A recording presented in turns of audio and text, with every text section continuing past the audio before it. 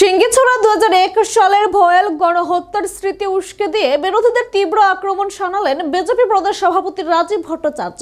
রবিবার খোয়াই মণ্ডল কমিটির উদ্যোগে সিঙ্গিছড়া শরৎচন্দ্র দ্বাদশ শ্রেণী বিদ্যালয়ের মাঠে আয়োজিত শহীদ স্মরণ সভায় প্রধান বক্তা হিসেবে উপস্থিত ছিলেন তিনি। সভা থেকে তিনি আগামী 2028 সালের নির্বাচনে খোয়াই বিধানসভাকে সম্পূর্ণ বামমুক্ত করার ডাক দেন। 2001 সালের 13 জানুয়ারি সিঙ্গিছড়া 2 নং বাজারে উগ্রপন্থীদের হামলায় প্রাণ হারিয়েছিলেন 16 জন নিরপরাধ মানুষ। সেই স্মৃতি স্মরণ করে রাজীব ভট্টাচার্য প্রশ্ন তুলেন, তখনকার মদতে এই রক্তের হোলি খেলা হচ্ছিল কেন? বারংবার সাধারণ মানুষের রক্তে রঞ্জিত হয়েছিল ত্রিপুরার মাটি। তিনি সরাসরি অভিযোগ করেন, দীর্ঘ সময় রাজ্যে সন্ত্রাসবাদী নামধারী একটি রাজনৈতিক দল শাসনের নামে সন্ত্রাস কায়েম করেছিল। 2018 সালে বিজেপি আইপিএফটি সরকার ক্ষমতায় আসার পর থেকে এই দিনটিকে যথাযথ মর্যাদার সাথে পালন করা হচ্ছে।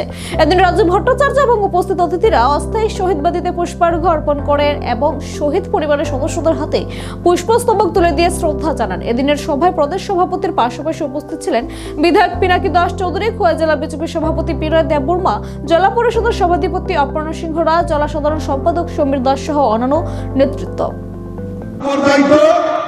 তৎকালীন যিনি এই রাজ্যের উপমুখ্যমন্ত্রী দশরথ দেব, ওনার উপরে দায়িত্ব ছিলেন। কি হলো ত্রিপুরা রাজ্যে? জুনের দাঙ্গা শুরু হয়েছে। 1980 সালে জুনের দাঙ্গা এই রাজ্যের মানুষকে ভুলে যায়নি, এই খোয়াইবাসী নিশ্চয় ভুলে যায়নি আপনারা। সেই সময় কাদের সরকার এই 1980 সালে জুনের দাঙ্গা? আমি প্রশ্ন রাখতে চাই আজকে ত্রিপুরা রাজ্যের মানুষের কাছে, 1980 সালে জুনের দাঙ্গা এই ত্রিপুরা রাজ্যে কারা সংগঠিত করেছিল? মানুষ কেউ আজকে ত্রিপুরা রাজ্যের মানুষ বোকা নয়, মানুষ সব জানে। আজকে মান্দাইতে গণহত্যা আসুক না, ওদের প্রদেশ সম্পাদক যদি আমার কথা যদি চ্যালেঞ্জ করুক না, আমি তো চাই। আর প্রেস কনফারেন্স করুক আজকে, কালকে আগামীকালকে আমি চ্যালেঞ্জ ছুড়ে দিয়ে দেন যদি বিমত থাকে। মান্দাইয়ে গণহত্যা সরকার কাদের ছিল? সিপিএম এর সরকার। মুখ্যমন্ত্রীকে নৃপেন চক্রবর্তী আর উপমুখ্যমন্ত্রীকে দশরথ দেব।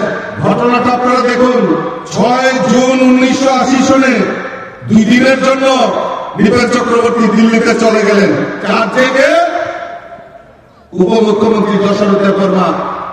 আজকে মান্দাইয়ে এত বড় ঘটনা, মান্দাইয়ের ঘটনা 1980 সনে। সবার শেষে খোয়াই বিধানসভা এলাকার 15টি পরিবারের 45 জন ভোটার সিপিআইএম সহ বিভিন্ন দল ত্যাগ করে ভারতীয় জনতা পার্টিতে শামিল হন। রাজীব ভট্টাচার্য নিজে তাদের হাতে দলীয় পতাকা তুলে দিয়ে বরণ করে নেন। নির্বাচনের আগে খোয়াইয়ে এই যোগদান পদ্ম শিবিরকে বাড়তি অক্সিজেন দেবে বলে মনে করছে রাজনৈতিক মহল।